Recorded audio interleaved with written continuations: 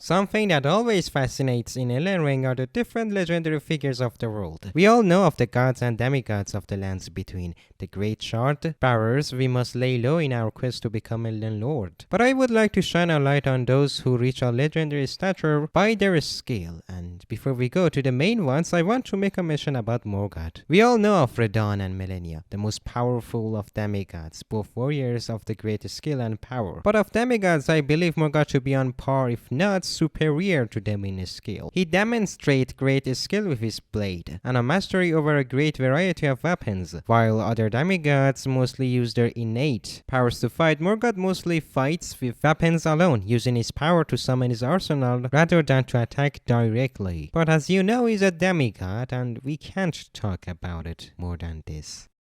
Blind Swordman is a very complex character, and many think that he is even the strongest character in the lore. Blue Dancer Charm state the dancer in blue represents a fairy, who in legend bestowed a flowing sword upon a blind swordman. Blade in hand, the swordman sealed away an ancient god, a god that was Rot itself. It's talking about the Scarlet Rot outer god. The blind swordman actually defeated an outer god. Curved sword talisman state, it is said that a blind swordman was the originator of this technique, the art of allowing one's opponent to strike so as to leave them vulnerable to well-timed reply. Prosthesis wearer heirloom state, true born into a cursed rod, when the young girl encountered her mentor on his flowing blade, she gained wings of unparalleled strength. This guy was even the one who taught Malenia how to do that deadly move. In fact, it can be said that most of Malenia's strong skills that made her become the strongest demigods are the skill that the blind swordman knew and taught to Malenia. No character was able to defeat outer gods. Ranni and the Frenzied Flame severed the Greater Well's connection to the lands between by modifying the Elden Ring, but there was no confrontation against the Greater Well itself. The blind swordman, likely a simple human, actually banished an outer god from the lands between directly, and taught the receptacle of its curse how to tame the rot. So is the blind swordman truly stronger than the demigods, and even stronger than Marika or Radahn? To start, I think getting into minutiae of power scaling and who's the strongest is ultimately pointless. It is a fun exercise if people don't take it too seriously. Suffice to say, we know the blind swordman is extremely powerful. We don't know how powerful the rot god is though. It might not be comparable to the Greater Well itself, but closer to the level of just the Elden Beast, which is still very powerful, but sealing an outer god doesn't mean fighting it. He could have just trapped it. Dark Souls 3 does a good job of expressing how power can be subjective and fluctuate. DS3 starts with the Age of Fire coming to an end and the resurrection of the previous champions, all of whom want nothing to do with rekindling the flame, and so they don't. It then just starts resurrecting undead ash that it believes will be strong enough to complete the task. It then gets to the player character, meek and unassuming, in what is more or less a last-ditch effort. After that, you go on war to beat all of the other champions and defeat what is effectively the aspect of the first flame, and follow down the curse of whatever ending you so chose. My point is, yes, power scaling is pointless, and the Souls game have followed that mantra since even the beginning in the series and Dark Souls 1.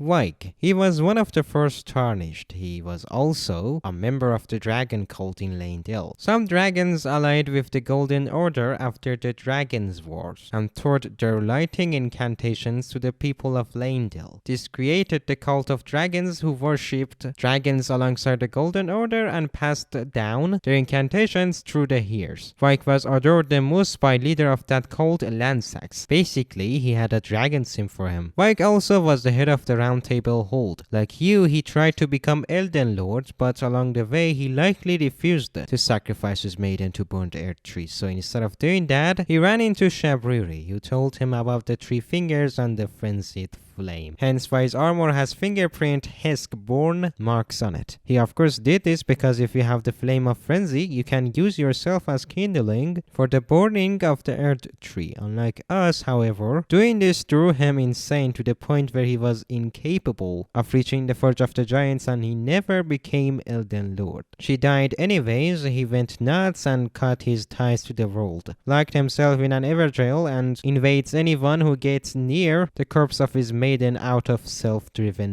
madness. On a side note, I have a feeling embracing Viking's armor actually wounded the Three Fingers somewhat, because you as the player are required to get naked before they embrace you, and their corporeal form also seemingly dies immediately after this encounter, unlike their encounter with Vike. The incomplete branding of Vike due to him wearing his armor during the big grab may also be a reason why he failed to go further. Maybe he got the madness part without really gaining the supposed benefits of the deal. But has he really defeated demigods like us? Because how can he kill the demigods that we killed? Vike is probably the reason why Morgott set up the magic gate blocking Leyndale's entrance. After all, we need 2 runes to enter, and more importantly, we need to kill Morgott to find out what's happening with Earth 3, which then prompts us to go the mountain tops. Vike is already there. Did he kill 2 Shardbearers? Unlikely. Gaiden would have mentioned it if he did that. Did he kill Morgott? No, he didn't kill Morgott. That means Vike was able to enter Leyndale and gain access to the Earth Tree while Morgott wasn't there. Now the only time he would have been able to do so would have been in the last days of the Shattering, after the second siege of Leyndale, while Margaret was running around the battlefield. When the Oman King came home, he saw that someone had breached the capital, and so he went on to set up new defenses, leading to the necessity for us to retrieve 2 great runes. But still, Vike is very strange and complex character. We have also Enya that says she has only seen 2 of them together before once. So I assume that she was referring to Vike having killed 2 Shardbearers. And there are plenty more demigods than the ones we know of in Elden Ring. However, in my opinion, mountain tops is really hard to reach whether you have killed demigods or not. Bernal. Everyone always talks about Vike as though he's your closest rival because his armor says no other tarnish was closer to the throne of Elden Lord than Vike. But let's put some emphasis on that past tense.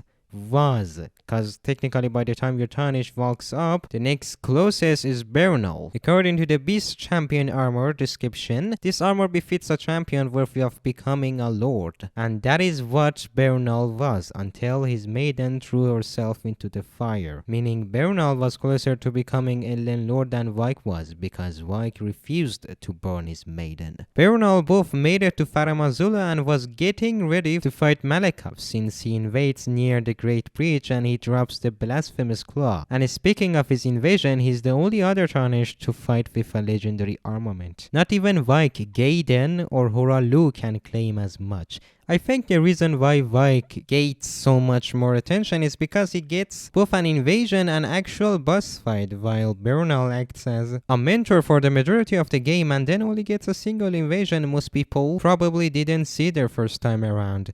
Bernal's story is really sad. He almost became the Elden Lord. Only have his maiden died to the fire did he give up and join the manor. That makes 2 tarnished who love their maidens so much that they couldn't continue without them.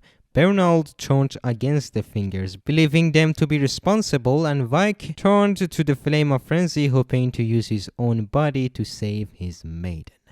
But how did Bernal get to the mountain tops or Farum Azula without killing demigods? In fact, in Elden Ring, you don't need to defeat the demigods to get to Farum Azula or other places. Farum Azula is not another world and is an ancient area in Lands Between. In this video, we talk about 3 of the biggest warriors in Lands Between. This video will continue and will cover other characters, chief among them Okina. Thanks for watching. If you like this video, please consider subscribing and like the video. Till next time.